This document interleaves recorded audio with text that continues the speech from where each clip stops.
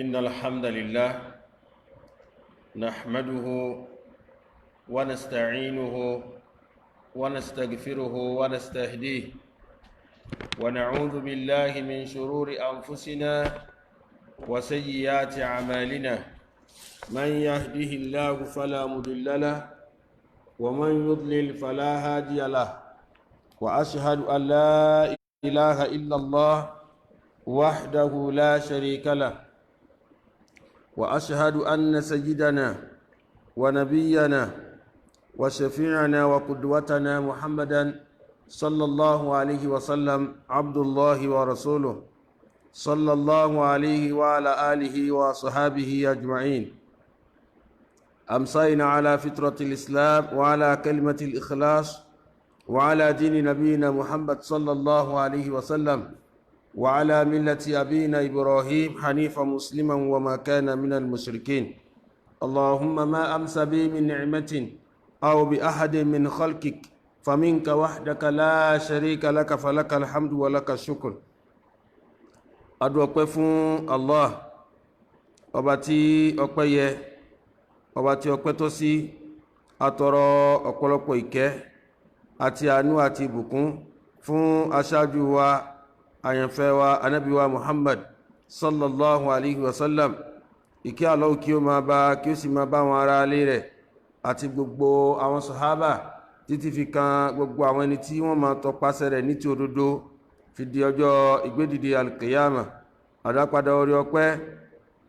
àti asọ́lát kí ọba dẹ́dàbọ̀ Allah kó mẹ́sẹ̀ ṣe fún ẹnì kọ̀ọ̀kan wa akí gbogbo wa lọ́kùnrin lóbìnrin lọ́mọdé àti lágbà pé assalamu alaikum wa rahmatullahi wa barakatuhu lẹ́yìn kíkí tí akíara wa gbogbo wa náà ni a ti padà wá mọ̀ tí a ń bábọ̀ fara wa lérí ọ̀rọ̀ iléyá léyìí tó jẹ́ ọdún tí ó ti súnmọ́ wa pẹ́kípẹ́kí tí ó kù ju bí ọjọ́ 9 lọ báyìí torí èní náà ni àkọ́kọ́ oṣù Zulhijja tá a sì ti mú délẹ̀ ń túmọ̀ sí pé kò kù ju ọjọ́ 9 lọ ní ìtẹ̀síwájú pẹ̀lú pé kó tó di pé a tẹ̀síwájú nínú àwọn nǹkan tí a ti sọ òun náà ni pé ká má gbàgbé láwọn ọjọ́ 10 àkọ́kọ́ ìbáyìí láwọn nǹkan tó jẹ́ iṣẹ́ olóore mẹ́ tí a ti ṣe àlàyé ìfara wa lọ pàtàkì jùlọ ká lọ mọ̀ pé dájú Ànábì wa Muhammad sallallahu alaihi wasallam ó ní idha dakhalat al-ashru tí àwọn ọjọ́ 10 ìbáyìí bá bẹ̀rẹ̀ tí oṣù Ájì Ànábì ní tó bá bẹ̀rẹ̀ wa arada ahadukum an yudhiya tí ẹnìkọ̀ọ̀kan wá sì ní àníyàn láti lè paléyá ǹjẹ́ nínú nǹkan tí ó gbọ́dọ̀ máa ṣe náà ni pé kó má fọwọ́ kan ìwà rẹ̀ yóò sì bá fọwọ́ kan nǹkan kan ní ara rẹ̀ gẹ́gẹ́ bá ṣe ti ṣe àlàyé fara wa lọ kí a sì wá gbìyànjú àwọn iṣẹ́ olóore tó wà nínú oṣù náà ká gbìyànjú kí a ṣe náà a sì ti wá ṣe àlàyé fara wa nípa ọlá tí ń bẹ fún iléyá bákan náà a ṣàlàyé fara wa nípa úfẹ́ àwọn ẹran ọ̀sìn àwọn nǹkan tá a lè fi paléyá tó jẹ́ àwọn ẹran ọ̀sìn tá a sì mú ọ̀kọ̀ọ̀kan tá a ṣàlàyé fara wa òun náà ni màálù ràkúnmí àgbò àti ewúrẹ́ a sì wá ṣàlàyé ọ̀kọ̀ọ̀kan fara wa látara pé àwa 7 a lè kórajọ láti lè fi pa màálù àwa 10 a lè kórajọ láti lè fi pa ràkúnmí èyí tó jẹ́ àgbò èèyàn kan náà ni èyí tó jẹ́ ewúrẹ́ èèyàn kan náà ni kó tó lè di pé ràkúnmí kó tó lè di pé màálù yóò wọ iléyá ọgbọ́dọ̀ lọ́dún 2 ràkúnmí kó tó lè di pé a fi paléyá ọgbọ́dọ̀ jẹ́ ràkúnmí tó ti ní ọdún 5 èyí tó jẹ́ ẹran àgbò àti ewúrẹ́ ọgbọ́dọ̀ ní ọdún kọ̀ọ̀kan ṣùgbọ́n àpàdà jẹ́ ó jẹ́ wá pé nígbà tí ìfúnpín bá wà kàbí ẹran ò sí kàbí ìfúnpín wà Ànábì sallallahu alaihi wasallam ó gba àwọn ọ̀kan láyé pé wọ́n lè pa èyí tó bá ní oṣù 6 nínú àgbò kàbí nínú àgùntàn ṣùgbọ́n èyí tí ewúrẹ́ ní dandan ni kí ó ní ọdún kan àti ṣàlẹ̀ gbogbo lè ní fara wa ní àná níbi tí a ti gbé wá mú ọ̀rọ̀ wa òun náà ni gẹ́gẹ́ bá ṣe sọ lánàá àwọn láìfí kan wà tí ó yẹ ká ṣàlàyé fara wa tá a gbọ́dọ̀ ṣe àmójútó rẹ̀ nígbà tá a bá fẹ́ rẹran. Àwọn láìfi kan wà tí wọ́n wà lára ẹran tá a bá rí a gbọ́dọ̀ jìnnà sí ẹran ni a gbọ́dọ̀ rà dípò pé a sọ pé a fẹ́ fi paléyá. Àwọn míì sì wà tó sì ká ní pé ihun ta kórìíra ni a fẹ́ ká jìnnà sí, ṣùgbọ́n tí a bá lọ rí àwọn láìfi ní lára ẹran tí ó sì fi paléyá léyà rẹ̀ wọlé. Lẹ́yìn náà àwọn kan wà tó jẹ́ àwọn láìfi kan tó jẹ́ pé wà lára ẹran kò bà kankan jẹ́ tí ńgbà tá a bá rí. Alákọ̀ọ́kọ́ mẹ́ tí àwọn onímọ̀ tí wọ́n ṣàlàyé fún wa òun náà ni pé uyubun àwọn láìfi kan táàrí lára ẹran tó sì ká ní pé turaddu biha al-udhiya tó yẹ pé tí yàn bá fi paléyá Ọlọ́run nígbà. Àwọn láìfi kan wà tó bá wà lára ẹran nígbà tá a bá rí lára ẹran tá a bá fẹ́ ẹran náà fi paléyá Ọlọ́run nígbà, kò ní jẹ́ àtẹ́wọ́gbà wájú Ọlọ́run. Alákọ̀ọ́kọ́ mẹ́ àwọn nǹkan yí báyìí mẹ́rin ni tó jẹ́ àwọn láìfi léyìí tí a bá mú lódidi mẹ́rin ní àwọn láìfi náà tá a bá ti rọ́kàn lára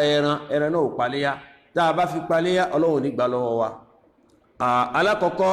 òun náà ni al-awra al-bayyin awaruha, òun náà lẹ́ran tí ojú ẹ̀ dà, ẹran tó jú ẹ̀ dà tó sì ká ní pé tí bá ń wo wájú báyìí kàbí tí bá ń wo ẹ̀gbẹ́ báyìí wájú ní wò kàbí tí bá ń wo ẹ̀gbẹ́ òsì báyìí tó yẹ pé funfun ẹ̀ ju dúdú ẹ̀ lọ,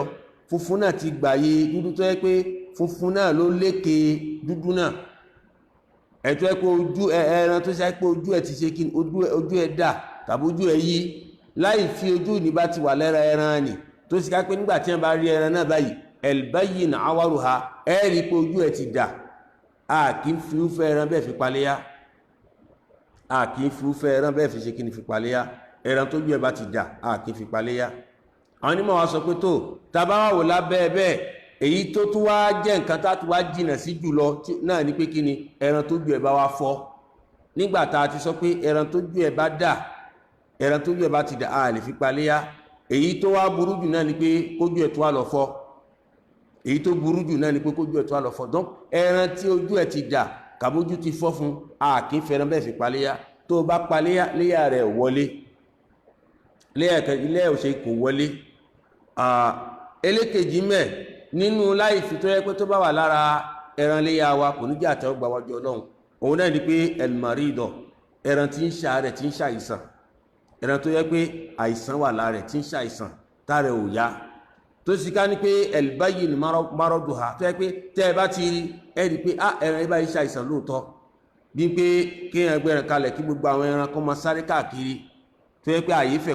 kó máa lọ ṣe gúdúgúdú síbì kan kó máa lọ kórajọ síbì kan bẹ́ẹ̀ gbé dìde gan lára yóò kàn dúró pa síbẹ̀ ni yóò tún padà jókòó táàrẹ̀ ò gbé tẹ́rí pé léyìí ara ò yá kò sálàfíà lára kàbí kìí ṣe bẹ́ẹ̀ ẹran tí ń yàgbẹ́ tẹ́ pé ìgbẹ́ ní yà tẹ́ bá rí gbogbo àwọn bíi ibi fòrò ẹ̀ báyìí gbogbo àwọn bíi tán ẹsẹ̀ rẹ̀ fi lọ bí salẹ̀ ẹ rí pé ìgbẹ́ ló ti kún bẹ̀ ìgbẹ́ ò kìí ṣe àwọn ìgbẹ́ tó ti ń ṣàn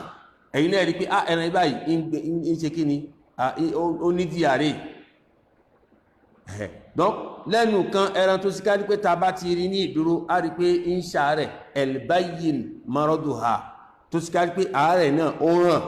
kìí ṣe ẹran tí ń ṣàárẹ̀ nínú tó síká ní pé àárẹ̀ ń yá ṣùgbọ́n àìsàn wà lára ẹ̀ tá àìsàn bá wà lára ẹran tí a fojú gan ní ẹ̀ tójú wa ò rí tó yẹ pé tí èèyàn bá rí ẹran náà èèyàn sọ pé wà lálàáfíà èyí ni wọlé ya ṣùgbọ́n yìí al-bayyin maraduha èyí tó síká ní pé àárí àárẹ̀ lára ẹ̀ a rí pé àìsàn wà lára ẹ̀ ààrẹ ò yá ẹran bẹ́ẹ̀ a kì í fi paléyá gbogbo ẹni tó bá fi ẹran bẹ́ẹ̀ fi paléyá kò ní léyá o kò ní léyá ẹlẹ́kẹta òun náà ni pé al-arja al-bayyin arajuha òun náà ni ẹran tó síká ní pé kò rìn dáadáa mọ́ ẹsẹ̀ tí ń tàṣe kò rìn dáadáa mọ́ kò lè rìn lérí ẹsẹ̀ dáadáa mọ́ kò lè ṣe kí ni kò lè rìn lérí ẹsẹ̀ dáadáa mọ́ ẹ rí pé tí bá rìn yóò máa wọ́ nínú pé kó máa fẹsẹ̀ wọ́ kàbí kó máa fapá wọ́ kàbí kó máa fìdí wọ́ lẹ́nu kan ṣáà rí pé kò rìn déédéé mọ́ kàbí kó yẹ pé bí ẹsẹ̀ kan ti kán tó yẹ pé yóò máa fò báyìí yóò fi máa lọ tó sì ká ní pé al-arja al-bayyin arajuha tẹ́ ẹ bá ti yẹ rí pé nǹkan ń ṣe àwọn ẹsẹ̀ ẹran yìí báyìí kàbí kì í ṣe bẹ́ẹ̀ àwọn onímọ̀ sọ pé èyí tó tó wá burú jù náà ni pé ẹran tá a ti gé ẹsẹ̀ rẹ̀ ẹran tí a ti ké ni a ti gé ẹsẹ̀ rẹ̀ tàbí kìí ṣe bẹ́ẹ̀ tẹ́sẹ̀ ti kán sí ẹran bẹ́ẹ̀ àìṣe kí ni a kì í fi paléyá. Iríṣi ẹran kẹta tó yẹ pé ta bá fi paléyá Ọlọ́run ò ní gbà lọ́dọ̀ wa. Èyí tó á jẹ́ ẹlẹ́kẹ̀ẹ́rin nínú àwọn láìfi ta bá rí lára ẹran wa Ọlọ́run kò ní jẹ́ àtẹ́wọ́gbà wájú Ọlọ́run, òun náà ni elahazila allati la tunqa, òun náà ni ẹran tó sì ká ní pé kò sí ọ̀rá kan lára kò sí ọ̀rá kan lára tẹ́ bá rí ẹ́rí pé ó ti gbẹ gbogbo egungun ara rẹ̀ lẹ́màkà, gbogbo egungun ara rẹ̀ lẹ́mà sí kílẹ̀ ẹran tó wà sí tó yẹ pé ó gbẹ tó yẹ pé gbogbo egungun ara ẹ̀ bí pé ẹran tí wọ́n fún ló jẹ láti bí ọjọ́ mélòó kan kàbí kìí ṣe wọ́n lè jẹ́ pé látara àìsàn ló ti wá gbẹ gbogbo egungun ara ẹ̀ lẹ́màkà, ẹran bẹ́ẹ̀ a kì í fi paléyá, a kì í fi ṣe kí ni àfi kí paléyá. Gbogbo àwọn láìfi mẹ́rin báyìí tá a bá rí lára ẹran ká mọ̀ pé ẹran kò ṣe kí ni kò wọlé yá, tá a bá ti rí ọ̀kan ṣoṣo lára ẹran ká mọ̀ pé kò wọlé yá. Kí wá ní ẹ̀rí táwọn onímọ̀ tí wọ́n fi ka àwọn láìfi mẹ́rin báyìí? Òun náà ni hadith tó wá látọ̀dọ̀ Ànábì wa Muhammad sallallahu alaihi wasallam. Tá bá lọ nú tírà Imam Nasa'i àbá hadith báyìí mẹ́, tá bá lọ ní Ibn Majah àbá mẹ́, tá bá lọ nú tírà Imam Musnad Imam Ahmad ẹbá mẹ́. Pàtàkì lọ tá bá lọ nú Ibn Majah a rí hadith 3144. Ó wá látọ̀dọ̀ Al-Barra bin Azib radiyallahu anhu, látọ̀dọ̀ sàábé tí a mọ̀ ní Al-Barra ọmọ Azib, anna nabi sallallahu alaihi wasallam qala, pé dájúdájú ànábì wa Muhammad sallallahu alaihi wasallam òun ló sọ báyìí pé arba'atun la yujzina fil adahi, ànábì ní àwọn ẹran irísí mẹ́rin kan wà tó sì ká ní pé kò wọlé yá, àwọn irísí mẹ́rin ẹran kan wà tí kò wọlé yá. Ànábì náà ní sọ̀rọ̀ sallallahu alaihi wasallam pé àwọn irísí ẹran mẹ́rin kan wà tí ò wọlé yá. Nígbàtá ànábì ó bẹ̀rẹ̀ sí máa ká fún wa, ànábì ní alákọ̀ọ́kọ́ mẹ́ náà ní al-awra, ẹran tí ojú ẹ̀ ti dà kàbí èyí tójú ẹ̀ fọ́ tó sì ká ní pé al-bayyin awaruha, tẹ́ ẹ bá ti rí ẹ̀rí pé ojú ẹ̀ dà tí kìí ṣe pé èèyàn kan ló ṣẹ̀ṣẹ̀ máa sọ fún yín, kàbí kìí ṣe bẹ́ẹ̀ ojú ẹ̀ fọ́ tí kìí ṣe pé èèyàn kan ló ṣẹ̀ṣẹ̀ máa ṣàlàyé ẹ̀ fún yín, ànábì ní ẹran bẹ́ẹ̀ kò wọlé yá. Ànábì wá sọ pé wal marido al-bayyin maraduha, ẹran tí ń ṣàárẹ̀ tí ń ṣàìsàn tààrẹ ò yá tó sì ká ní pé tẹ́ bá rí ẹ̀rí pé àìsàn wà lára ẹ̀, àárẹ̀ wà lára ẹ̀, pé kò gbádùn kò lálàáfíà lára, ànábì ní elékejì ni a lè fi fẹ́ ẹran bẹ́ẹ̀ a lè fi paléyá sallallahu alaihi wasallam. Ẹlẹ́kẹta ànábì sọ pé al-arja al-bayyin arajuha, ẹran tó sì ká ní pé ń fẹsẹ̀ wọ́ kàbẹ́sẹ̀ rẹ̀ ó ti kán, kàbẹ́sẹ̀ ẹsẹ̀ ti kán nínú pé kó máa fẹsẹ̀ wọ́ kàbí kó máa fapá wọ́ tó yá pé ẹsẹ̀ ti kán ni kàbí ó ti gẹ́sẹ̀ fún, ànábì ní fẹ́ ẹran bẹ́ẹ̀ kò wọlé yá sallallahu alaihi wasallam. ń jẹ́ ríṣì kẹta. Lẹ́yìn náà ànábì tó wá sọ fún wa pé wal arja nam wal kasira allati la tunqa, òun náà ni ẹran tó sì ká ní pé ó ti gbẹ kò ní mọ́nà pé kò ní súrà kankan lára, tẹ́ bá ti rí báyìí àwọn egungun ha gbogbo lẹ́ẹ̀ma kà fún, ìdú ẹ̀gán lára gbogbo bí ọrùn ẹ̀ báyìí gbogbo egungun ọrùn ẹ̀ ló ti jẹ́ náà ni pé ẹran tó ti gbẹ kí ní ṣe tó fi gbẹ bẹ́ẹ̀, ó túnmọ̀ pé ìyà ti jẹ́. Ànábì ní fi àwọn ẹran bẹ́ẹ̀ pé àwọn ẹran bẹ́ẹ̀ kò ṣe kí ni kò paléyá. Ǹjẹ́ látara bẹ́ẹ̀ ni gbogbo àwọn onímọ̀ ẹ̀sìn, gbogbo àwọn onímọ̀ tí wọ́n ń dá sẹ́sìn tí wọ́n ń dá sínú àgbọ́yé ẹ̀sìn pé tó a fẹ́ sọ̀rọ̀ nípa Islam, gbogbo àwọn onímọ̀ tí ń sọ̀rọ̀ nípa Islam ẹnu gbogbo wọn ló kò lérí pé àwọn mẹ́rin báyìí tánàbí ti kà fún wa pé kò wọlé yá sallallahu alaihi wasallam. Kò sí yapa kan láàrin àwọn onímọ̀ lérí àwọn àbùkù mẹ́rin báyìí tó bá ti wà lára ẹran náà ò sí kí n kò palé yá. Ǹjẹ́ ní kọ̀ọ̀kan ní wa ká gbìyànjú àwọn láì fi ta kàfàrà wa báyìí tá a bá ti rí lára ẹran ká mọ̀ sọ pé àní ẹ̀lú ṣáájú iṣẹ́ pé ọlọ́run ọba òróró, ọlọ́run ọba ò lápọn débẹ̀, ọlọ́run ọba ò jẹ́ ọba bẹ́ẹ̀, ọba láàánú ni, ọba àkẹ́ni, òun náà rá níyàn rárá o. Torí pé tẹ́lẹ̀ náà léyá gẹ́gẹ́ bí àwọn àlàyé ta ti sì fara wa kì í sọ̀rọ̀ ọ̀yàn o.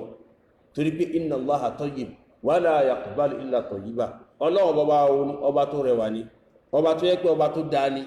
ọba tó yáàyè ni, kì sí ìgbà kankan àyàfi nǹkan tó bá da ní tó bá yáàyè lọ́dọ̀ ẹni. Ǹjẹ́ ọba tó ní ká paléyá fún un látẹnu ànábì rẹ̀ lànábì ń sọ fún wa pé àwọn mẹ́rin wà tí ò wọlé yá tó gbọ́dọ̀ fi paléyá tó bá fẹ́ pé kí ọlọ́run bá kó gbà lọ́dọ̀ rẹ̀. nítorí pé tá bá wò lan yanala Allaha luhumuha Ọlọ́run ní kìí ṣe ẹran náà ló ń fẹ́ lò wala dima'uha òun ò sì fẹ́ lò ẹ̀jẹ̀ walakin yanaluhu taqwa minkum pé ìpáyà ìbẹ̀rù Ọlọ́run bá tẹ́ fi ṣe kí wá ní ìbẹ̀rù náà kí là ń pè ní ìbẹ̀rù Ọlọ́run bá náà ní ká sá fún nǹkan tọ́lọ́run bá kọ̀ fún wa ká jìnà sí ká sì máa wá sí ohun tọ́lọ́run bá pa wá láṣẹ rẹ̀ Ànábì sallallahu alaihi wasallam sọ pé àwọn mẹ́rin ni tá a bá ti rí láì fi ọ̀kan náà mẹ́rin ni láàrin ẹran ó lè papọ̀ sára ẹran kan ó sì lè jẹ́ méjì láàrin lára ẹran ó sì lè jẹ́ ọ̀kan ṣoṣo náà láàrin lára ẹran gbogbo ẹran tá a bá ti rí láì fi kan lára ẹ̀ nínú àwọn láì fi mẹ́rin báyìí ká mọ̀ pé kò wọlé yá ká ṣe kí ká mọ̀ pé kò wọlé yá ká mọ̀ pàpà kípa fọ́lọ́run bá torí pé Ọlọ́run bá ṣe sọ kì í ṣọba mùjẹmùjẹ kí á gbìyànjú ká tẹ̀lé àwọn òfin tó gbà àwọn mùsùlùmí ẹ̀sìn la máa ń gbà ẹ̀sìn la máa ń ṣe kì í fẹ́ tẹ̀lé òfin a máa fẹ́ gbórúkọ lérí ni a máa wá wá àwọn àwíjàre fára wa tá a fi máa wá sí nǹkan tí ò tọ́ ní ohun tí ò yẹ ní ohun tí ò bọ́ òfin mu ohun tó sì ti yé ni látara hadisi báyìí tánàbí sì ka àwọn kan mẹ́rin pé arba'atun àwọn ẹran mẹ́rin kan wà tí ò wọlé yá kò wọlé yá kò wọlé yá ni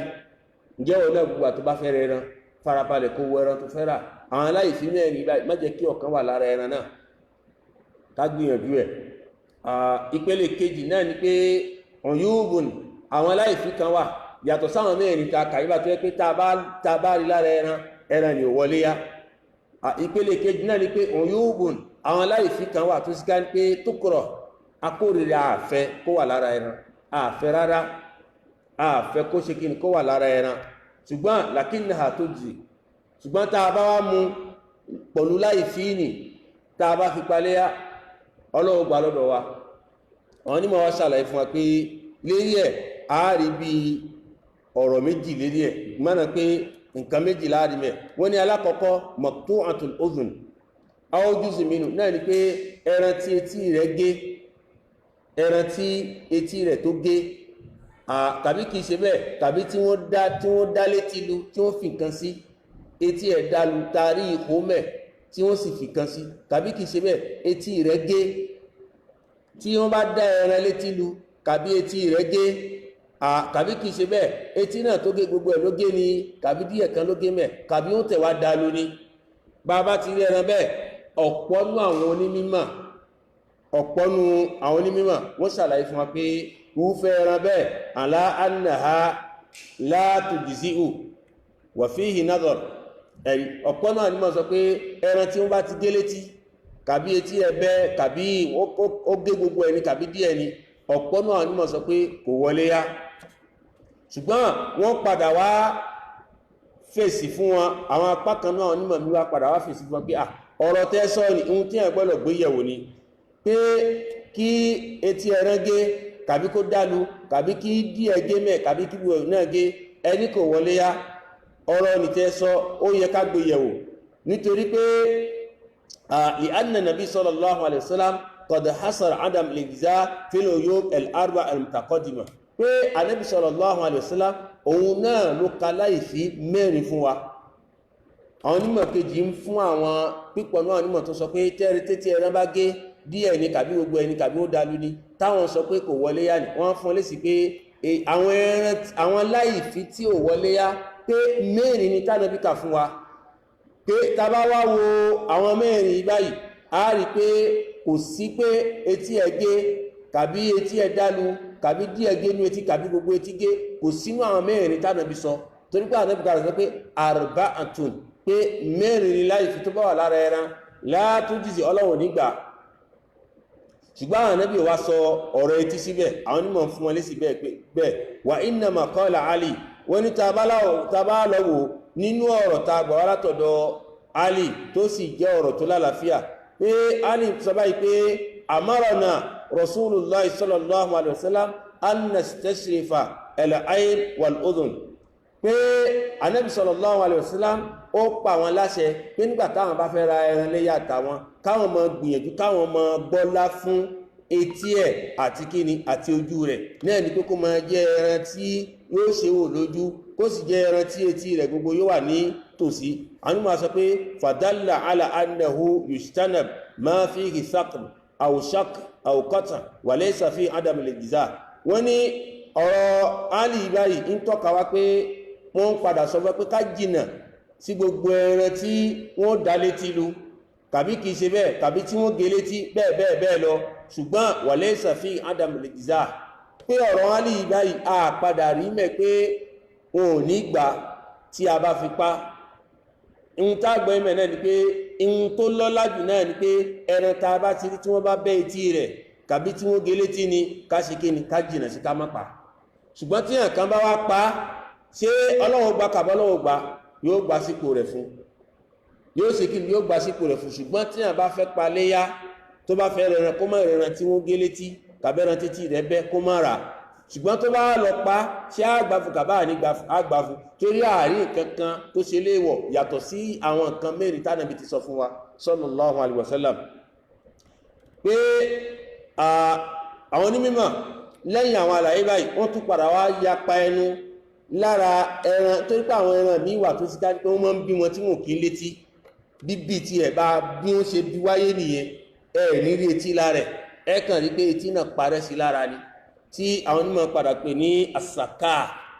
àsàká ẹran tó yá pé abi mọ́létí ni mọ́létí la bí ó wáyé láyìí mọ́létí ẹ̀ wá rí àfáàwà Abu Hanifa rahimahullah imam wa Malik àti imam Shafi'i àwọn sọ pé idha lam takun laha udhun khilqatan lam tajuz pé tó bá yẹ pé bọ́n ṣe wáyé nìyẹn tí ò létí fi wáyé àwọn sọ pé tá a bá fi paléyàwó kò wọlé nítorí pé àbùkù ti bá wà in kanat saghiratul udhunayni jazat ṣùgbọ́n tó bá lọ jẹ́ pé etí ẹ wà mẹ́ ṣùgbọ́n etí kéékèèké ló ní pé yóò wọlé tá a bá wá wo gbogbo àwọn ọ̀rọ̀ yìí báyìí tí a sọ lérí ọ̀rọ̀ etí báyìí èwo ló wá lọ́lá jù kí la fẹ́ dìmú mẹ́ náà ni pé tá a bá fẹ́ ra ẹran tó bá ti ní àbùjẹkù lára etí ká jìnà sí láti lè fi yọra kó nínú ìyapa àwọn onímọ̀ láti lè bọ́ra kó mẹ́ tá a bá fẹ́ ẹran tí etí rẹ̀ bá ti gé tó bá ti gé létí ká ṣe kí ni ká jìnà sí ká má fi pa iléyá kàbí kì í ṣe bẹ́ẹ̀ ẹran tí ò tẹ̀ wá létí rárá ká má fi pa iléyá ṣùgbọ́n tá a bá wá rí nǹkan tó bá fi pa iléyá ní bàjà ní bàdìmú ní gbógun tì ní tìtorí pé àwọn onímọ̀ gan lára wọn ò ṣe kí ni wọn ò ṣọ̀kan lérí ẹ̀ látara pé àwọn ọ̀kan ní àtúgbọ́dọ̀ sí ẹran kan léèwọ̀ yàtọ̀ sí àwọn mẹ́rẹ̀ẹ̀rin tánàbí ti ṣe léèwọ̀ fún wa sallallahu alaihi wasallam àwọn àbùkù mẹ́rin tánàbí ti kà fún wa pé àtúgbọ́dọ̀ kọjá mẹ́rin ni àwọn ìlòmí sọ pé rárá tí àbùkù bá ti ka àwọn oríkì míì náà pé kò bọ́ sí náà nìyẹn ẹlẹ́kejì nínú àwọn èyí tó ṣe lápẹ́ àwọn láìfí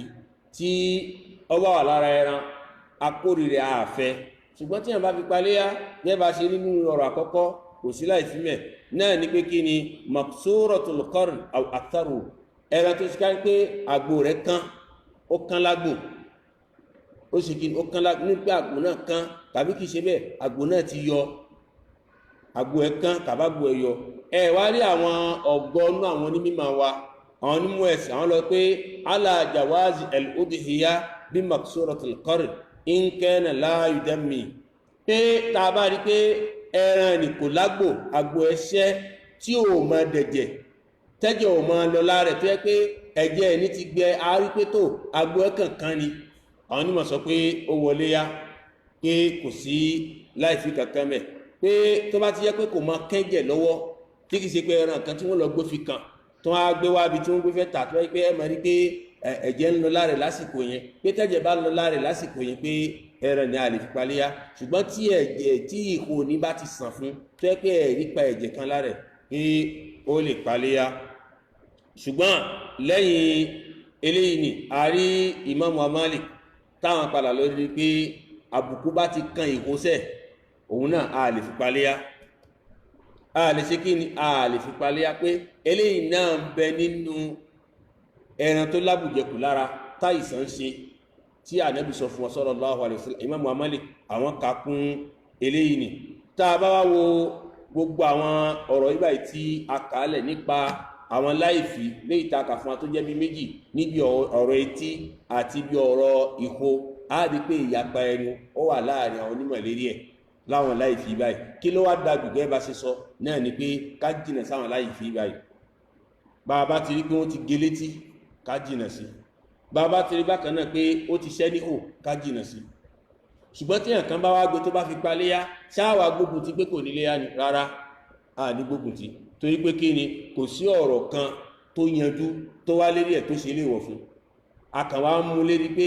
àwọn tọ̀hún náà ta ti kọ̀ ó fara jọ wọ́n táwọn onímọ̀ tí wọ́n ṣàlàyé fún wa alhamdulillah kí Allah jẹ́ kí àlàyé báyìí tá à ń ṣe fara wa kí ó yé tó bá yé náà ló fi dájú lọ lẹ́yìn ìpele ẹlẹ́kejì ni ìpele ẹlẹ́kẹta òun náà ni pé àwọn aláìfí kan wà tó sì ká pé tó bá wà lára ẹran àwọn onímọ̀ padà sọ fún wa pé kò sí ìpalára bú kan mọ́nà pé ẹran ni ó ṣe kí ó wọlé yá a lè fi palé yá wọ́n ní tá a bá wò dáadáa nínú àwọn ẹran tí a ń sọ yìí báyìí òun náà ni pé tá a bá rí ẹran tí ò léyín tá a rí pé ńgbà tá a ṣe eyín ẹ̀ àwọn eyín ẹ̀ ti ká bí eyín mélòó kan ti ká fún ṣé ẹran ní ṣé ó wọlé yá tàbí ò wọlé yá bá a bá tẹ̀ nínú àwọn onímọ̀ tí wọ́n sọ pé inú àbùjẹkù náà léyìn náà wà ṣùgbọ́n ń tá padà jẹ́ oyé wa náà ni pé kò sí láì fi kankan mẹ́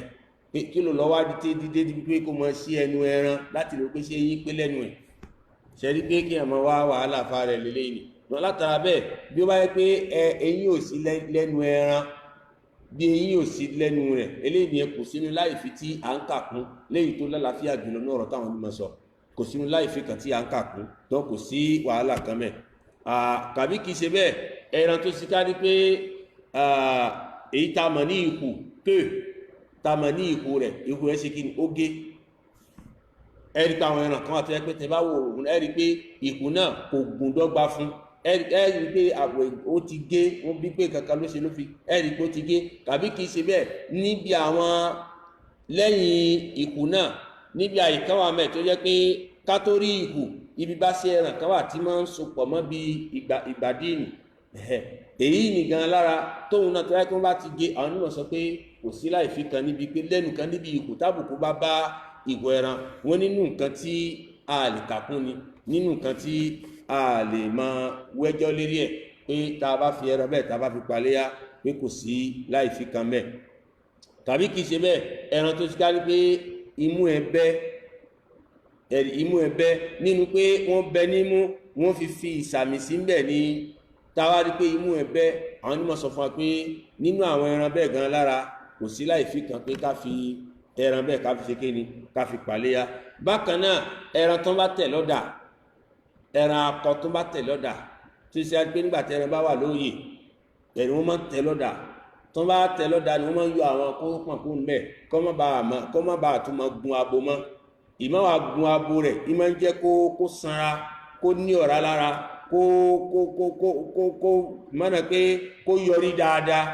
dọ̀n tó bá tẹ̀ ẹran kan lọ́dà ìwà tẹ̀ ẹran lọ́dà ní ṣé ó ní pé kó mọ̀ wọlé ya ní rárá tó bá tẹ̀ ẹran lọ́dà kódà àwọn onímọ̀ mi sọ pé inú àwọn ẹran tí mọ́ dùn dáadáa ẹran tó bá tẹ̀ lọ́dà ọ̀kan jẹ́ kan bẹ̀ ẹran tó bá tẹ̀ lọ́dà yàtọ̀ sí ewúrẹ́ tí mọ́ dùn torí pé ewúrẹ́ mọ́ dùn jàgbó lọ ẹran tá a bá tún tẹ̀ lọ́dà náà wọ́n tún sọ fún wa pé dájájá àwọn ẹran ní pé ẹran tó dá ní pé kò sí láìfi kankan mẹ́ pé nígbà tá a bá fi paléyá nínú àwọn láìfi tí a gbọ́dọ̀ kàkún náà ni láìfi ni pé ká tẹ̀ ẹran lọ́dà jẹ́ gbogbo àwa tí a bá jẹ́ mùsùlùmí àwọn kan báyìí ó yẹ kí a mọ kíyèsí ẹ̀ dáadáa nítorí pé a máa wáyé táwọn nǹkan kéékèèké báyìí a máa bẹ̀rẹ̀ sí fa láàrin ara wa pé wọ́n ti tẹ̀ lọ́dà kò wọlé yá o kí ní kan gbá kan o tó sì jẹ́ pé kò sí ẹ̀rí kan fún wa lórí ọ̀rọ̀ ní tí à ń sọ ẹran tó bá tẹ̀ lọ́dà kò sí láì fi kan bẹ̀ dán àwọn èyí ta kàfàrà wa níkẹyìn yìí báyìí látara pé ẹran tí eyín ká fún tàbí ẹran tí ikùn rẹ̀ gé tàbá sọ ikù láńsọ wàhálà tí ikùn rẹ̀ bá gé tàbí kìí ṣe bẹ́ẹ̀ tí wọ́n bẹ́ nímú tàbí tí wọ́n tẹ̀ lọ́dà àwọn ẹran nì gbogbo ẹ̀ náà ló wọlé yá kò sí ìlàpá bú kan pé àlìfipáléyà kàbá àlìfipáléyà àwọn àpẹẹrẹ wa sákèsí pé gẹ́gẹ́ bí anábíyà Muhammad sallallahu alaihi wasallam pé ma kutu amina al-bahima wa huwa hayy fa huwa mayyit anábí sallallahu alaihi wasallam ní títorí pé nígbà tá bá fẹ́ tẹ ẹran lọ́dà àwọn kórópọn ni tó bá yọ kó lára ẹran tó tẹ̀ lọ́dà ni wọ́n mọ́ lọ sí wọn máa ń jẹ jíjẹ yìí ni jíjẹ àwọn kórópọn ni èèwọ̀ nínú ṣẹ̀ríà Islam ní títorí pé ohun tó bá wà lóòyè ihun tó bá wà lóòyè bí ẹran ọ̀sìn bá wà lóòyè nǹkan tá bá wá yọ lára ẹ̀ ó ti di haram, ó ti di kíni, ó ti di òkun bete. ẹran wà lóòyè ẹ wá yọ nǹkan lára ẹ̀ ẹ fẹ́ jẹ kàbí ẹ bu ẹran kan lára ẹ̀ ni kàbí gẹ́gẹ́ bí kórópọ̀ ní tí wọ́n máa ń yọ tó máa fi tẹ̀ lọ́dà ní kẹ́yìn kẹ́ wá ní ẹ fẹ́ sí ẹ fẹ́ jẹ haramu ni o. Ànábì ní ta bá ti yọ lára ẹran tó wà lóòyè tí ò tí kú ta yọ lára ẹ̀ pé mayiti ni òkun bete ni sallallahu alayhi wa sallam, kí ó lè máa jẹ́ àkéèsí fáwọn tá ń tẹ ẹran lọ́dà tá a mọ́ mu tá a mọ́ ṣe jẹ. eléyìí nìyẹn fẹ́ǹtẹ́ bá jẹ́ mùsùlùmí kì í sì kan tí ó da ohun tí a gbọ́dọ̀ jìnà sí ni. lẹ́yìn náà ní ọ̀rọ̀ tó túkàn tí a ṣe àlàyé nígbà tí a ti mú àlàyé wá nípa eríṣi ẹran ọ̀sìn tá a lè fi paléyá, tá a sì ṣàlàyé fára wa nípa ọdún kọ̀ọ̀kan tí wọ́n ní, tá a tún ṣàlàyé nípa àwọn láìfí léyìí tá jìnà sí, léyìí tó jẹ́ pé a kórira àti tó jẹ́ pé bá wà lára ẹran kò sí láìfí tá a ti ṣàlàyé fára wa. nínú gbogbo àwọn ẹran ọ̀sìn ni gẹ́gẹ́ bí Al-Qur'an ṣe sọ pé liyadhkuru ismallahi ala ma razaqahum min bahimatil an'am, kí wọ́n lè fi máa korúkọ lọ́wọ́ bá lérí nǹkan tá a pèsè fún wọn nínú àwọn ẹran ọ̀sìn. àwọn ẹran ọ̀sìn ni èwo ló wá lọ́lá jùlọ tá a lè pa fún léyá? èwo ló lọ́lá jù tá a lè pa fún léyá? ṣé ràkúnmí ló lọ́lá jù ni? ṣé màálù ló lọ́lá jù ni? ṣé àgbò ló lọ́lá jù ni? ṣé ewúrẹ́ ló lọ́lá jù ni? àwọn onímọ̀ wọn tún padà bá wa dá sí ọ̀rọ̀ yìí báyìí. àwárí pípọ̀ náà àwọn onímọ̀ eléyìí tá à ń pè ní majorité tó ń lọ lérí pé yàtọ̀ sí Imam wa Malik, tá bá sọ àwọn majorité ó jẹ́ Abu Hanifa, Shafi'i àti Imam wa Hanbal. àwọn mẹ́ẹ̀ta wọ́n lọ lérí pé yàtọ̀ sí Imam Malik, wọ́n lọ lérí pé annal afdal, èyí tó lọ́lá jù nínú àwọn ẹran ọ̀sìn mẹ́rin ni tá ń ṣàlàyé fún wa tá fún paléyà ni wọ́n ní òun náà ni ràkúnmí, lẹ́yìn ràkúnmí ó kan màálù, lẹ́yìn màálù ó kan àgbò, lẹ́yìn àgbò ló kan ewúrẹ́. wọ́n ní bá a ṣe gbọ́lọ̀ tó nìyẹn pé èyí tó lọ́lá jù náà ni pé kápá ràkúnmí, lẹ́yìn ràkúnmí èwo ló tún lọ́lá jù náà ni màálù, lẹ́yìn màálù èwo ló tún lọ́lá jù òun náà ni àgbò, lẹ́yìn àgbò èwo ló tún lọ́lá jù wọ́n ní ewúrẹ́ ni. àwọn lọ lérí ẹ̀bẹ̀, ṣùgbọ́n Imam Malik àwọn ò bá wọn sọ ọ̀rọ̀ ni, àwọn yí àsọ́tọ̀ tá a padà ṣàlàyé point of view tiwọn. ó dáa, àwọn tí wọ́n sọ pé bá a ṣètò ni pé ràkúnmí ló kọ́kọ́ lọ́lá, lẹ́yìn náà ni màálù tẹ̀lé, lẹ́yìn náà ni àgbò tẹ̀lé, lẹ́yìn náà ni ewúrẹ́ tẹ̀lé. kí ni ẹ̀rí wọn? kí ni ohun tó gbára lé? wọ́n ní tá bá lọ wo hadith tí ó wà nínú tírà Imam Muslim, hadith 850, tá bá lọ ní Bukhari náà á rí hadith 881. ó wá mẹ́ pé tánàbí sọ fún wa nípa ọjọ́ jímọ̀, nípa ìrun ọjọ́ jímọ̀ láwọn tí tètè máa ń lọ sí jímọ̀. Ànábì ní mánìgì tásàlà yawmal jumu'ah, pé ẹnikẹ́ni tó bá wẹ ìwẹ̀ jímọ̀ tó jẹ́ ìwẹ̀ jánábà tá a máa wẹ̀ ní ta sọ fara pé ọ̀rọ̀ yẹn ló jẹ́ fáwọn ọkùnrin, pé Ànábì ní ẹnikẹ́ni tó bá wẹ ìwẹ̀ jímọ̀ ní ọjọ́ jímọ̀ lẹ́yìn ìgbà tó wẹ ìwẹ̀ ìbùṣe thumma raha, ó wá lọ sí mọ́sálásí faka annama qarraba badana, pé ẹni àkọ́kọ́ ni tó kọ́kọ́ lọ ládátá kọ̀ fún ẹni kó dàgẹ́ bí ẹni tó fi ràkúnmí tó fi ṣe sàárà fọ́lọ́hun. ẹni tó kọ́kọ́ lọ tó yẹ pé òun ló lọ lásìkò àkọ́kọ́, pé a kọ̀ ládá ẹni tó fi ràkúnmí tó fi ṣe sàárà fọ́lọ́hun ọba. wa man raha fi sáà àsáníà, pé lẹ́yìn ẹni àkọ́kọ́ tóun ti kọ́kọ́ dé mọ́sáàsì ni ẹni tó bá tún wá lọ lẹ́yìn tí ẹ̀ tó yẹ pé òun tún lọ lásìkò tó tẹ̀lé àsìkò tẹ́ni àkọ́kọ́ lọ, pé ládátá kọ̀ fún ẹni pé a kọ̀ ládá faka annama qarraba baqara, ó dà gẹ́gẹ́ ẹni tó fi màálù dídí tó fi ṣe kíni tó fi ṣe sàárà lákọ̀ fún. ẹni àkọ́kọ́ ládá àti ẹ̀ náà ni pé òun tètè lọ ṣáájú ẹni kejì, a kọ̀ ládá fẹ́ni àkọ́kọ́ kó fi ràkúnmí fi ṣe sàárà, ẹni kejì a kọ̀ ládá kó fi màálù fi ṣe sàárà. Ànábì tí wọ́n sọ báyìí sallallahu alaihi wasallam wa man raha fi sa'a thalitha, pé ẹni tó bá tó wá lọ ní àkókò kẹta tó yẹ pé àkókò kẹta lòun lọ, pé faka annama qarraba kabshan akran, pé ó dà gẹ́gẹ́ ẹni tí ó fi àgbò tó fi ṣe kíni tó fi ṣe sàárà. lẹ́yìn tí àgbò yẹn ó wá kan pé ẹni tó fa adìyẹ fi ṣe sàárà. lẹ́yìn náà ẹni tó bá tó wá lọ ní àsìkò karùn-ún ó dà gẹ́gẹ́ ẹni tó fi ẹyin tó fi ṣe sàárà.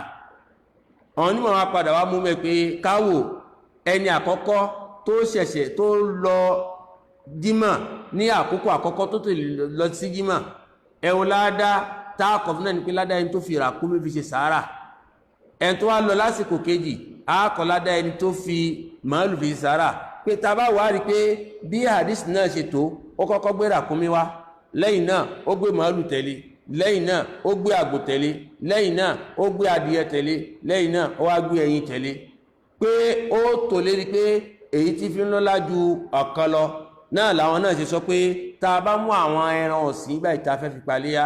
lérí bá sì tò wọ́n nìyẹn ràkúnmí ló kọ́kọ́ lọ́lá ló lọ́lá ju màálù lọ màálù lọ́lá ju àgbò lọ àgbò lọ́lá ju ewúrẹ́ lọ wọ́n ní bá sì tó ní pé ẹ̀rí tí àwọn gbára lé kan nìyẹn pé ẹ̀rí kejì tí àwọn gbára lé tá a bá lọ nú hadith tí ń bẹnu tíra Imam Bukhari 2518 inú Muslim hadisa 84 wọ́n ní hadith tí Abi Dharr radiyallahu anhu tó gbà fún wa látọ̀dọ̀ anabiya Muhammad sallallahu alaihi wasallam annahu qala li nabi Abu Dharr ní sọ fún anabi pé fa ayyu rikab afdal pé ẹrú ta fẹ́ bókun ẹrú ta fẹ́ bókun lọ́rùn rẹ̀ pé èwo ní fi ń lọ́lá jù èwo ní fi ń lọ́lá nínú ẹrú ta fẹ́ bókun lẹ́rù ẹ̀ èwo ní fi ń lọ́lá jù lọ Ànábì á fún wọn lésì pé aglaha thamanan èyí tí owó rẹ̀ fi ṣe kíni tí fi ń pọ̀ jù èyí tó owó rẹ̀ owó tẹ fẹ́ fi bókun ẹrú lọ́rùn rẹ̀ tí fi ń pọ̀ jù náà ní fi lọ́lá wa anfasaha inda ahliha àtèyí tó sì ká ní pé ó níyì ó lọ́lá lẹ́mí ẹni tí ó jẹ́ olú ẹ̀ ẹni tó jẹ́ kí ni ẹni tí ó ní ẹrú náà gbọ́nà pé kẹ́ni bẹ́ẹ̀ kí ẹrú ní kó jẹ́ nǹkan tó gbọngbọ́n tó jẹ́ nǹkan owó iyebíye lọ́dọ̀ ẹni tó ní òun ní látara bẹ́ẹ̀ rí pé aglaha thamanan èyí tí owó rẹ̀ fi ṣe kí ni tí fi ń pọ̀ tá a fi gbópo ẹrú pé tá a bá wà padà rí pé ràkúnmí ó wọ́n ní nǹkan tá à ń rà ju màálù lọ màálù wọ́n ju pé ká wa àgbò lọ kára àgbò ó wọ́n ju pé kára ewúrẹ́ lọ bó bá tẹ̀ jẹ́ pé láwọn àsìkò míì ewúrẹ́ máa ń wọ́n níbò míì ju àgbò lọ ṣùgbọ́n bàbá á rí pé bí wọ́n sì tó ní làwọn onímọ̀ sí sọ pé pàtàkì jùlọ Imam wa Shafi'i Imam wa Abu Hanifa àti Imam wa Hanbal àwọn sọ pé èyí tí fi ń lọ́lá jù lákọ̀ọ́kọ́ náà ní ràkúnmí lẹ́yìn náà màálù lẹ́yìn náà ó kan àgbò lẹ́yìn náà ó kan ewúrẹ́ látara àwọn hadisi báyìí ẹ wá rí àwọn ọmọlẹ́yìn Imam Malik àwọn wá sọ pé afdaluha ad-da'n pé èyí tí fi lọ́lá sẹ́ òun náà ni àgbò kìí ṣe ràkúnmí kìí ṣe màálù pé àgbò ní fi lọ́lá jù tá fi paléyà pé lẹ́yìn àgbò thumma al-baqar ó wá kan màálù lẹ́yìn màálù thumma al-ibl náà ló ṣẹ̀ṣẹ̀ wá kan ràkúnmí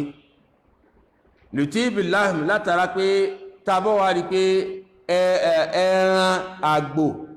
òun yáyì ó mọ́nà pé ó mọ́lẹ́ran ó ṣe kí ó mọ́lẹ́ran ẹ padà rí pé ẹran àgbò àti ẹran màálù ẹ rí pé ó wá ní hadith kan tánàbí náà sọ pé kí a máa jẹ ẹran màálù púpọ̀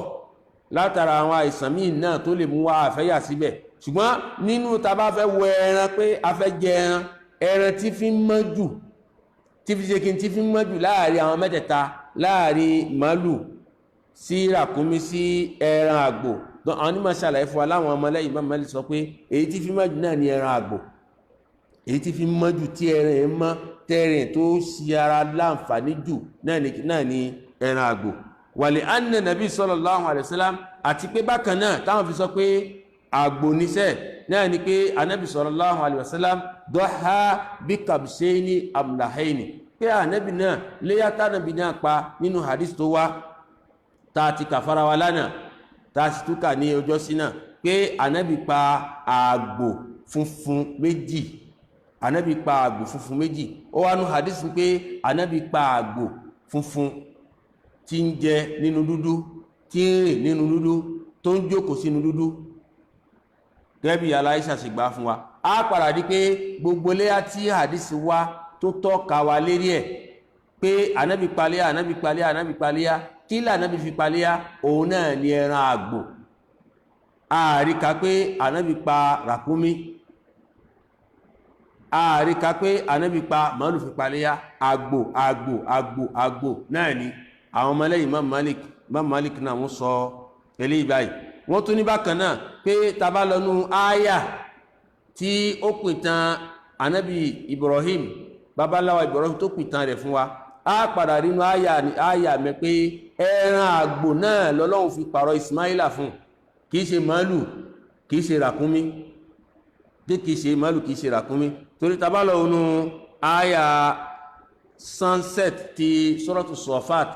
kí ni Al-Qur'an sọ? وفديناه بذبح عظيم وفديناه بذبح عظيم àwa fi ẹran àgbò tó tóbi a fi pààrọ̀ Ismaila fún ẹran àgbò ayé bidhibihin dìbì náà ni pé àìkàbṣà azim ẹran àgbò tó tóbi la fi pààrọ̀ Ismaila fún. àwọn ní látara bẹ́ẹ̀ náà làwọn ṣe sọ pé ẹran àgbò ni ìfi ní ọlá jùlọ, léyìí tí àwa náà wá fọwọ́ mú mẹ́ nínú èwo ló lọ́lá jù nú ẹ̀, léyìí táwa náà fọwọ́ mú nínú ọ̀rọ̀ àwọn onímọ̀ ìbá, torí pé kúrùkù wọn náà ló rí ẹ̀rí mú wá. èyí táwa fọwọ́ mú náà ni pé àgbò ní fi lọ́lá jùlọ lọ́dọ̀ tiwa, àgbò ní fi lọ́lá jùlọ nítorí pé àáyà Al-Qur'an àgbò ló sọ. tó bá tẹ̀ jẹ́ pé kìí ṣe pé àwọn èyí tó nítorí pé nǹkan tó lọ́lá jù là ń sọ o, àwọn tó kù náà gbogbo ló wọlé yá nítorí pé àjọ pé min bahimati el-an'am àwọn ẹran ọ̀sìn a sì ti kàwọn mẹ́rin náà fún wa. èwo ló wá lọ́lá jù pé ta bá ṣe á fi gba ládá jù lọ, tó yẹ pé ìta mójú tó jù lọ náà là ń sọ̀rọ̀ nípẹ́ o, léyìí táwa fọwọ́ mú lẹ́yìn àwọn àlàyé tá ti ṣe fara wa nípa ọ̀rọ̀ àwọn onímọ̀ òun náà ni pé àgbò náà ní fi lọ́lá jù lọ́dọ̀ tiwa nígbà tí wọ́n bá fẹ́ pa. pàtàkì jùlọ àgbò wo àwọn onímọ̀ ṣàlàyé fún wa òun náà ni pé èyí tó bá jẹ́ funfun, èyí tó bá ṣe kí tó bá jẹ́ funfun, ní títorí pé wọ́n ní ànábì fi kàbùṣẹ́ni amlahaini àgbò funfun méjì ànábì ṣe kí ànábì fi paléyá.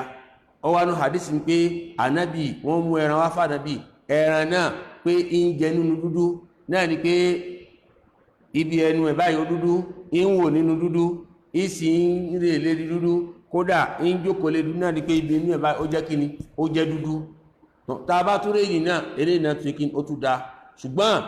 lákọ̀ọ́kọ́ nínú àwọn àgbò tó lọ náà ni pé ta bá rágbò funfun, torí pé kabshain amlahaini àwọn àgbò funfun méjì Ànábì fi pa sallallahu alaihi wasallam. lọ́tà náà ta bá rí funfun méjì ó dájú ó sì ní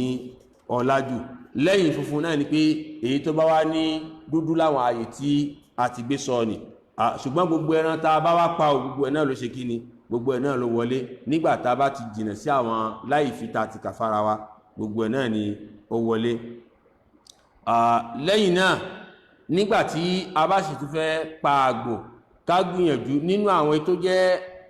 ìran ti àgbò, èyí tó jẹ́ akọ ló lọ́lá jù, èyí tó jẹ́ akọ náà ló ṣe náà ló lọ́lá jù, akọ lọ́lá jù abo lọ, akọ ṣe kí akọ ó lọ́lá jù abo lọ, kí a gbìyànjú kí a mọ àwọn kan yí báyìí. lẹ́yìn náà nígbàtí a ti wá mọ irúfẹ́ ẹran tí a lè pa, a mọ àwọn tó jẹ́ láìfi ta gbọ́dọ̀ jìnà sí, àwọn láìfi tí kò sí láìfi kan mẹ́, àwọn láìfi tó jẹ́ pé akórí rẹ̀ tá a fẹ́, pẹ̀lú pé òun ló sì lọ́lá jùlọ. nísìn léyàní náà tá a fẹ́ wá pa àsìkò gangan ni, tó bá tẹ̀jẹ́ pé a ti mọ àsìkò tá à ń pa náà ní ọjọ́ 10 oṣù Hajj lóṣù tí a mú ìbáyìí, ọjọ́ 10 rẹ̀ ni náà ni a máa ń pa iléyá. ṣùgbọ́n ohun tó fasáàbí ta fi ń béèrè ìbéèrè ìbáyìí òun náà ni pé lásìkò gangan náà ló bẹ̀rẹ̀, lásìkò gangan náà ni iléyá bẹ̀rẹ̀. láì má fa ọ̀rọ̀ gùn, òun náà ni pé nígbà tí òòrùn bá ti yọ ní ọjọ́ 10 ti oṣù Hajj báyìí tí ń jẹ́ ọjọ́ iléyá, tóòrùn bá ti yọ, lásìkò tóòrùn bá yọ tó bá ti wá lẹ́yìn kẹ́sì, lásìkò tá a máa ṣe ìṣirọ́k, tá a máa yẹn náfìlà ìṣirọ́k ni náfìlà pé òòrùn ti jáde, torí pé tóòrùn bá jẹ́ tẹ́ bá rí pé òòrùn yọ 15 minutes 20 minutes après èèyàn lè máa yẹn náfìlà. ṣùgbọ́n lásìkò tí òòrùn yọ lọ́wọ́lọ́wọ́ ni èèwọ̀ ní pé ká yẹn náfìlà. lẹ́yìn ìgbà tóòrùn bá ti yọ 15 minutes 20 minutes après tí ń jẹ́ àsìkò ìṣirọ́k yẹn, tẹ́rì pé náà àwọn calendrier wọ́n máa ń kọ lever du soleil, wọ́n wá kọ solati ìṣirọ́k, ẹ rí i pé ẹ bá wo difference láàrin bèbè ti sọ̀lẹ̀ ẹ rí i pé wọ́n fi 15 minutes tàbí 20 minutes fi kún gẹ́gẹ́ bí anabi sọ kọ́dùrù rọ́ọ̀mù àwọn onímọ̀ wọn evaluate ẹ̀ wọ́n sì rí i pé 15-20 minutes wọ́n máa fi 15-20 minutes wọ́n máa sọ pé kí ní ìṣirọ́k tí wọ́n fi yan náfìlà ìṣirọ́k àtàsìkò náfìlà ìṣirọ́k yẹn náà ni ìrun ìdí ti bẹ̀rẹ̀ tí wọ́n ti lè kí ìrun ìdí torí tabamula pèjúwe gẹ́gẹ́ bí Benin nísìn gẹ́gẹ́ bí Benin a rí i pé lọ́pọ̀ ọgbà lásìkò tó ń máa ń yọ ó lè jẹ́ bí 6h35 tá a bá ṣe mú o ó yẹ 6h35 àbí 40 ẹ̀rì kàbí gbà mí ká tẹ̀sẹ̀ pé ó lọ yọ ní 6h50 kàbí 6h45 bẹ́ẹ̀ dán tó bá lọ yọ ní 6h45 tó ń bá yọ ní 6h40 láì pé láti 7h kàbí 7h05 a ti lè bẹ̀rẹ̀ sí mọ́ kí ìrun ìdí wa tó bá tẹ̀ jẹ́ pé ní ọ̀dọ̀ tiwa a máa ń fi ságo 8 kàbí aago 9 nígbà tó bá jásìkò léyá ṣùgbọ́n tó yá jásìkò ìrun ti àwẹ̀ ni a máa ń fi lọ́pọ̀ ọgbà ní aago 10 ni wọ́n máa ń fi sí ṣùgbọ́n láti lè fi hàn wá pé kíkí náà ó ti bẹ̀rẹ̀ kó látàsìkò tí òòrùn bá ti yọ gbà báyìí lẹ́kan náà 15 minutes après a ti lè mọ kí ìrun ìdí náà lẹ́fi rí pé àwọn ẹni tí Ọlọ́run bá kádàrá tí wọ́n bá lọ sí ájì tàbí tí wọ́n bá lọ sí múra lásìkò àwẹ̀ nígbà tó máa fẹ́ kí ìdí ní ọjọ́ ọdún àwẹ̀ ẹ̀ríkẹ́ ẹ̀yin tẹ́ bá lọ kásùbà kí ń padà sílé mọ́ àsùbà ní tẹ́ kí ìjókòó àsùtẹ́ bá sálámà àsùbà ní ìjókòó náà lẹ́wà mẹ́ tóòrùn ó fi yọ tóòrùn bá yọ 15 minutes après ẹ̀rí pé kí yídì náà lẹ́kì lẹ́fi padà wálé ó túmọ̀ sí pé kò sí àlàwásí pípọ̀ kan lára rẹ̀ ìwọ tó bá sọ pé kásùbà bò fẹ́ lọlé tó bá padà wá ò ní ráyè wọ haram tó fi rí ìrun ìdí kiri àfi kó gbéta náà ló fi jẹ́ pé láti lè fi hàn pé kò sí tàn gúngùn kan láàrin wọn kí ọba dẹ́dà kó ṣàmọ̀nà wa lẹ́nu kan àkókò ìrun ni ìrun ìdí àsìkò tá mọ́ kí ó ti bẹ̀rẹ̀ kó látàsìkò yẹn títí dìgbà ó wá ni a ṣàlàyé ìfara wa àwọn onímọ̀ wọ́n á mú àwọn hadith kan wá tí wọ́n fi ń ṣe àlàyé fún wa pé látọ̀dọ̀ Anas hadith báyìí ń bẹ nínú tírà Imam Bukhari hadith 5546 wọ́n bẹ ní Muslim 1962 látọ̀dọ̀ Anas radiyallahu anhu qala ó sọ báyìí qala nabi sallallahu alayhi wa sallam anabi sọ pé man dhabaha qabla as-salah ẹnikẹ́ni tó bá paléyà rẹ̀ ṣáájú ká tó kí ìrun ìdí pé fa inna ma dhabaha li nafsi ẹni bẹ́ẹ̀ ó kàn pa ẹran lásán fàrẹ̀ ní ẹran lásán ní kìí ṣe ẹran léyà wa man dhabaha ẹni tó bá lọ paléyà ba'da as-salah lẹ́yìn ìrun ìdí pé faqad tamma nusukuhu pé ẹni bẹ́ẹ̀ gangan ní léyà rẹ̀ wọlé léyà rẹ̀ pé wa asaba sunnatul muslimin ó sì ṣe déédéé súnà gbogbo àpapọ̀ àwọn mùsùlùmí a rí bẹ̀ pé Ànábì sọ pé ṣáájú ìrun lẹ́yìn ìrun ẹni tó bá pa ní ṣáájú ìrun kò ní léyá ẹni tó bá pa lẹ́yìn ìrun òun ní léyá ìrun wọn náà ní ìrun ìdí tí a ṣe àlàyé fara wa lẹ́yìn náà àwọn onímọ̀ wa ṣàlàyé wọn tó mú hadith mi wá láti lè fi máa jẹ́rìí ọ̀rọ̀ yìí báyìí tá a bá lọ tíra nínú àwọn hadith àti kàfara wa náà ni hadith 5560 nínú Bukhari látọ̀dọ̀ Bara àmà Azib kọ́l olóhùngbọ́ tí Ànábì sallallahu alaihi wasallam tánàbí ṣe kútúbà Ànábì wọn sọ báyìí pé inna awwal ma nabda bihi min yawmina hadha bàtánàbí ṣe kútúbà ó wá ń sọ báyìí pé dájúdájú nǹkan àkọ́kọ́ ma nabda bihi min yawmina hadha táà ṣe ní ọjọ́ ọdún léyà ìbáyìí táà ṣe anùsọ́lìyà òun náà ni pé káyẹn náfílà kákìrì ìdí thumma narji lẹ́yìn wá àgbà náà a wà padà kó níbi ìrìn ìdí fananhar a wà lọ sí kíni a wà lọ dún ẹran léyà wa faman fa'ala ẹni tó bá wà lọ ṣe hádà tó lọ ṣe bí mo ṣe sọ yìí báyìí faqad asaba sunnatina ẹni bẹ́ẹ̀ ló wà lérí ìlànà wa waman nahara ẹnikẹ́ni tó bá lọ pa iléyà tiẹ̀ fa innama huwa lahmu yuqaddimuhu li ahli ẹni bẹ́ẹ̀ kan wulẹ̀ pa ẹran lé ọkàn wulẹ̀ pa ẹran lásán fáwọn ará rẹ̀ ni ẹni tó bá lọ kírun tó yẹ pé ṣáájú ìrun lòun ṣe tiẹ̀ pé ó kàn pa ẹran fún àwọn ará ilé rẹ̀ ni laysa min nusuki fi shay pé léyìí báyìí kò ní kankan ṣe pẹ̀lú léyà o kò ní kankan ṣe pẹ̀lú léyà ẹ wá rí ó wá ṣẹlẹ̀ sí ọ̀kan náà sàhábà tó yẹ kóun náà pa ilé aṣáájú ìrun ó parí àti ẹ̀ṣáájú kún tó kírun ànábì ní kí ó lọ pa ẹran mí sípò rẹ̀ náà ó túmọ̀ sí pé ohun tó lásìkò ni àsìkò náà ní lẹ́yìn irun ó sì náà ní irun tí àsìkò ẹ̀ náà la ṣe àlàyé fún ara wa ni lẹ́yìn náà lẹ́yìn pé ó bẹ̀rẹ̀ kó láti àsìkò tá a ṣàlàyé ní ọjọ́ kẹwàá léyà sì tún wà ní ọjọ́ kẹkànlá léyà wà ní ọjọ́ kejìlá léyà sì tún wà ní ọjọ́ kẹtàlá náà tí a mọ̀ ní ayamu tashrik torí pé anabi sallallahu alaihi wasallam anabi ní ayamu tashrik àwọn ọjọ́ mẹ́ta tí ń wá lẹ́yìn ọjọ́ léyà pé ayamu akl pé àwọn ọjọ́ ta fi ń jẹun ní táà kí ń fi gbàwẹ̀ wàdábọ̀ ta sì ti fi ń bú ẹran léyà àwọn ọjọ́ ta fi ń jẹun ní ta sì tún fi ń bú ẹran léyà náà ló fi jẹ́ pé lẹ́yìn ọjọ́ ọdún léyà ọjọ́ mẹ́ta lẹ́yìn náà òun náà wà ní àsìkò ta lè fi pa léyà léyìí tí kò wá dàrú náà ni pé èyí tó jẹ́ ọjọ́ léyà ní gangan léyà ta bá pa lọ́jọ́ náà ó lọ́lá ju àwọn ọjọ́ mẹ́ta tó tún tẹ̀lé lọ ta mọ̀ ní àwọn àyàmù tẹ̀sírì ṣùgbọ́n ní àsìkò nínú ọdún náà lòun náà wà ta tún lè fi mọ́ pa léyà wa ní ọjọ́ kẹkànlá ọjọ́ kejìlá àti ọjọ́ kẹtàlá ta mọ̀ ní àyàmù tẹ̀sírì eléyìí náà ni àwọn àlàyé ní wọ̀nba tí a ní láti ṣe fara wa ní alẹ́ tèní àwọn àlàyé mi náà sì tún wà tí a ṣe fara wa ní títorí àsìkò ṣùgbọ́n kí a tètè bẹnubà níwọ̀nba ṣókí bó bá tẹ̀jẹ́ pé a tún lè wá padà wẹ́rí ẹ̀ òun náà ni pé nígbàtí a bá wá pa ẹran léyá náà nígbàtí a bá wá pa ẹran náà báwo láti ṣe ṣe báwo la ṣe máa ń ṣe ẹran léyá gbà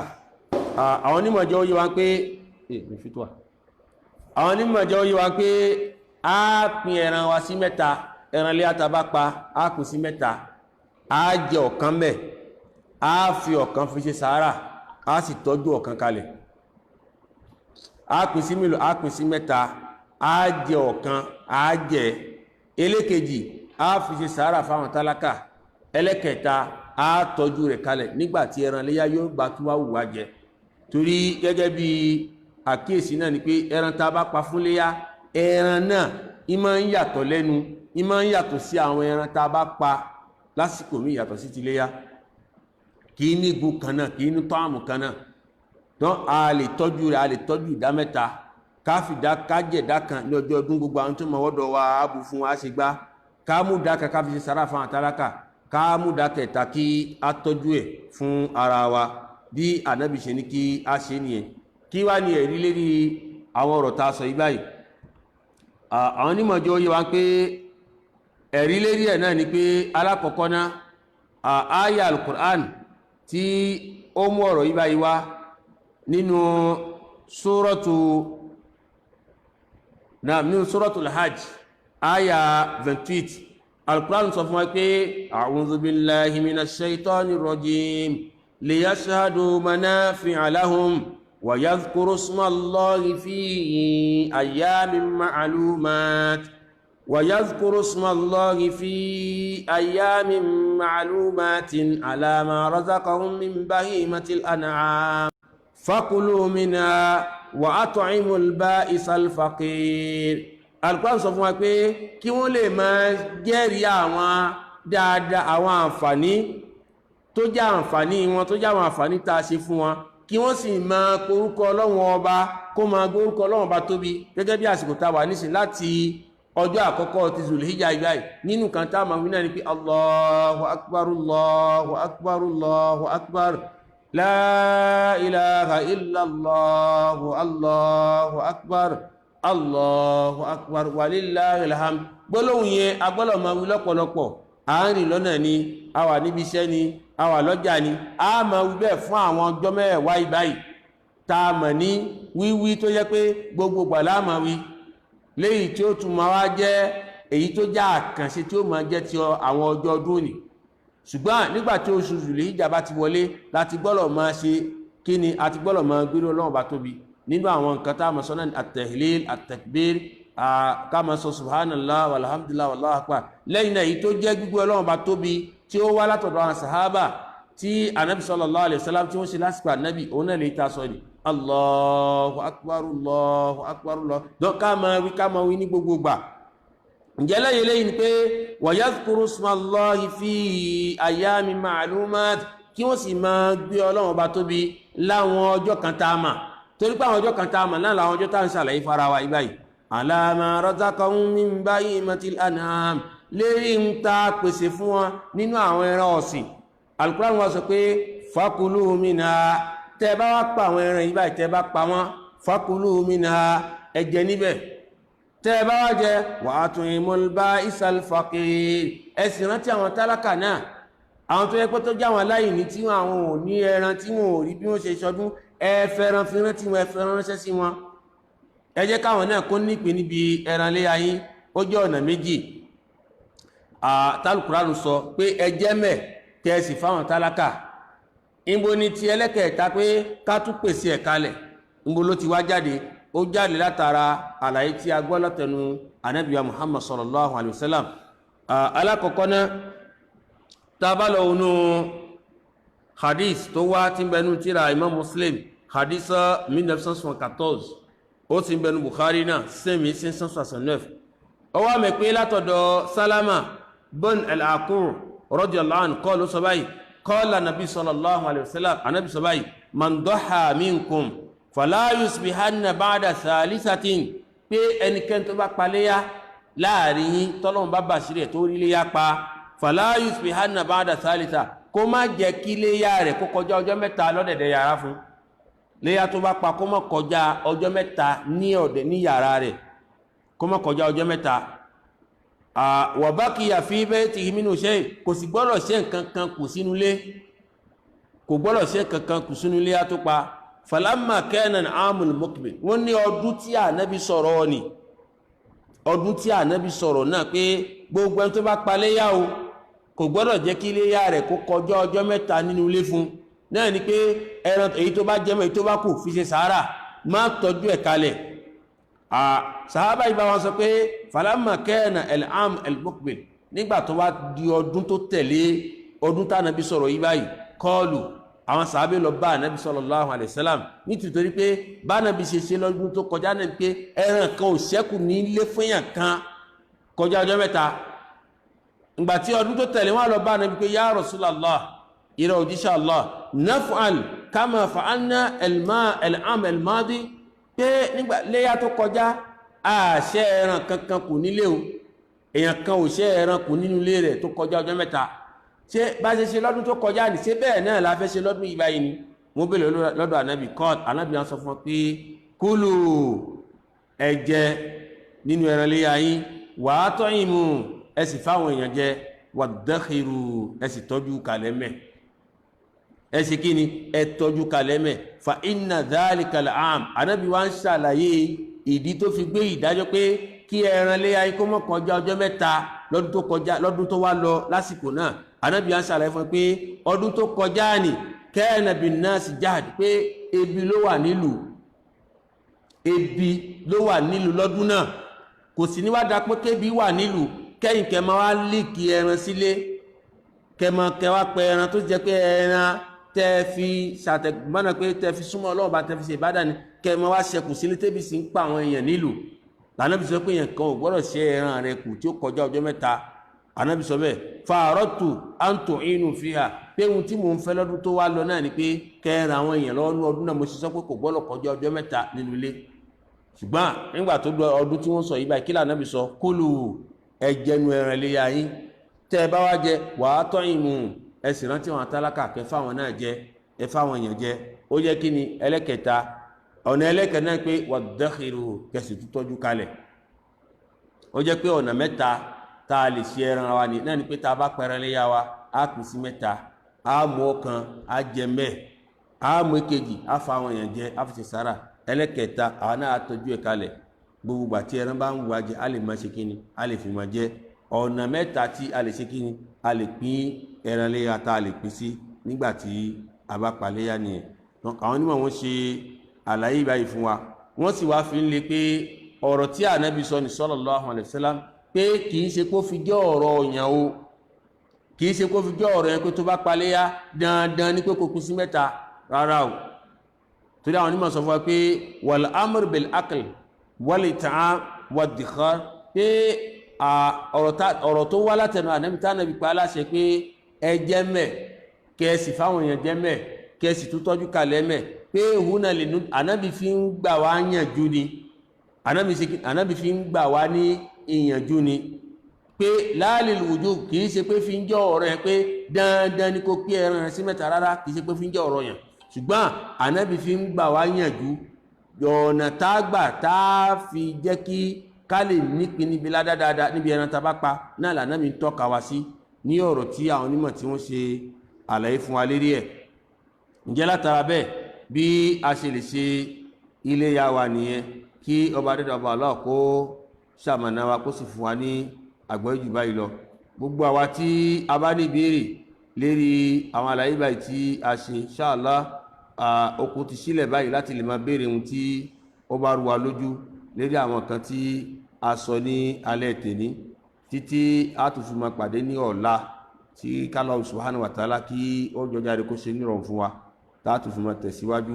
lérí àwọn ọ̀rọ̀ tí à ń bá bọ̀ gbogbo àwa tí a bá ní ìbéèrè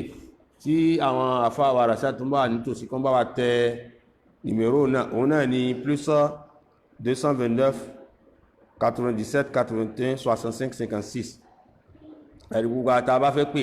tá a bá pè lérí nọ́mbà ìbá inshallah a lè gba ìbéèrè yín wọlé gbọ́ àtà bá ní ìbéèrè lérí ọ̀rọ̀ tí a sọ ni tàbí ìbéèrè míì náà tó yàtọ̀ sí àwọn àlàyé tá a ṣe yí báyìí a dáhùn eléyìí tá a bá mọ̀ bẹ́ẹ̀ kí Allah subhanahu wa ta'ala kí ó ṣe nírọ̀rùn fún wa kí ó sì dúró tì wá inshallah àwọn àlàyé mi sì tún ń bọ̀ tá a sì fara wa nípa pé báwo la ṣe lè lo ọjọ́ iléyá wa gbà gẹ́gẹ́ bá ṣàlàyé nígbà tí a ṣe ọdún tí àwẹ̀ bá ṣe ṣàlàyé báwo la ṣe lè lo ọjọ́ ọdún àwẹ̀ gbà bẹ́ẹ̀ náà la ṣàlàyé fara wa báwo la ṣe lè lo ọjọ́ ọdún iléyá gbà á ṣe àlàyé fara wa nínú kó tó di pé ìbéèrè ó wọlé lérí nọ́mbà tá a sọ gbọ́ àwa tá a bá wà nítòsí ká bá wa kọ nọ́mbà náà síbẹ̀ ẹ̀rí nọ́mbà +229 97 81 65 56 kí wọ́n gbìyànjú láti lè pè wá lérí ẹ̀ nínú nǹkan tí a tọ́kara wa sí kó tó di pé ìbéèrè ó máa wọlé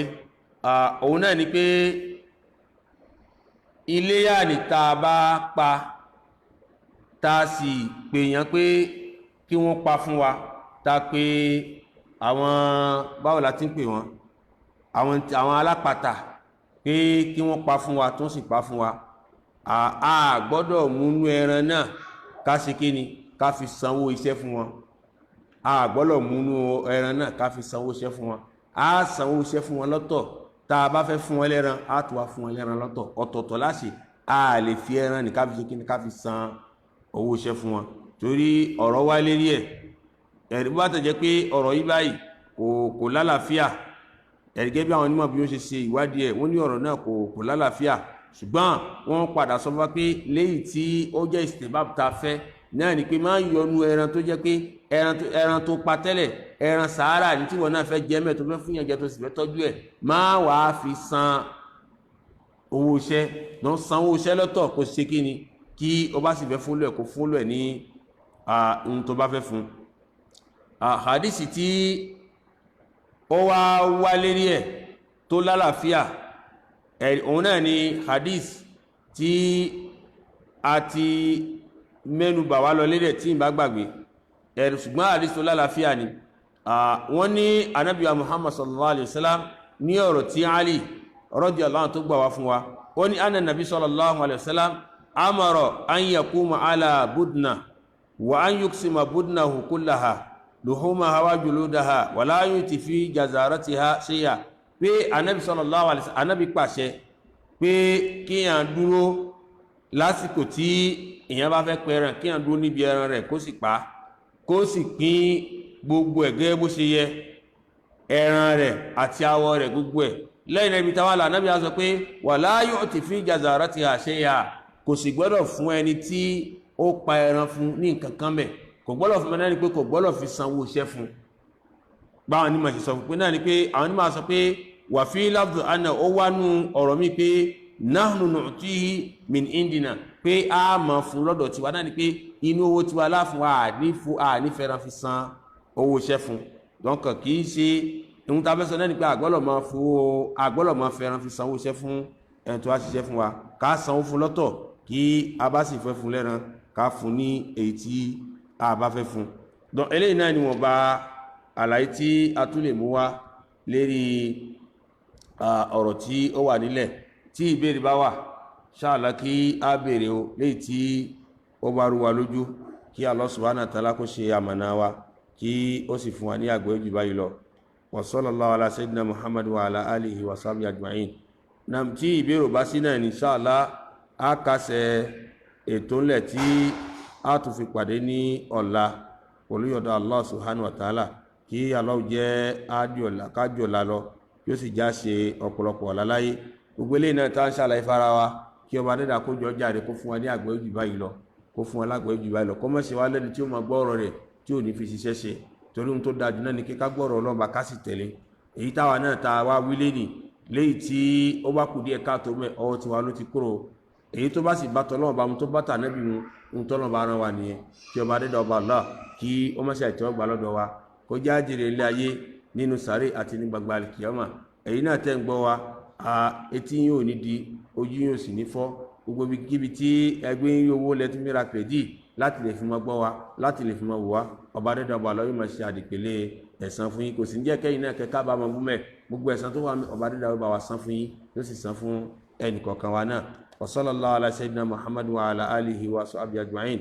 allahumma salli ala Muhammad wa ala ali Muhammad kama sallaita ala Ibrahim wa ala ali Ibrahim innaka hamidun majid اللهم بارك على محمد وعلى ال محمد كما باركت على ابراهيم وعلى ال ابراهيم انك حميد مجيد اللهم طهر قلوبنا واستر عيوبنا واشف مرضانا واقض ديوننا وبيض وجوهنا وارفع درجاتنا وارحم آباءنا واكفل امهاتنا واصلح ديننا ودنيانا وشتت شمل اعدائنا واحفظ اهلنا واموالنا وبلادنا من جميع الافات والامراض والبلايا وثبت اقدامنا وانصرنا على القوم الكافرين سبحانك اللهم وبحمدك أشهد أن لا إله إلا أنت أستغفرك وأتوب إليك